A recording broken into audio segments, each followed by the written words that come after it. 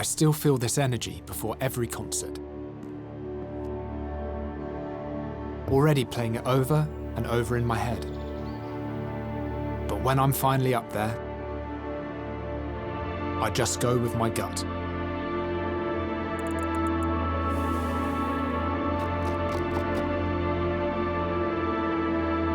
Conducting is all about intuition for me.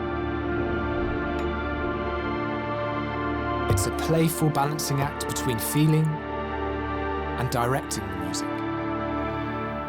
What I enjoy most about composing is mixing and remixing all the ingredients into something new, something unexpected.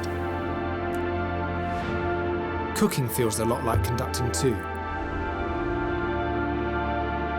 You need to find a flow, a rhythm, and then a fantastic finale.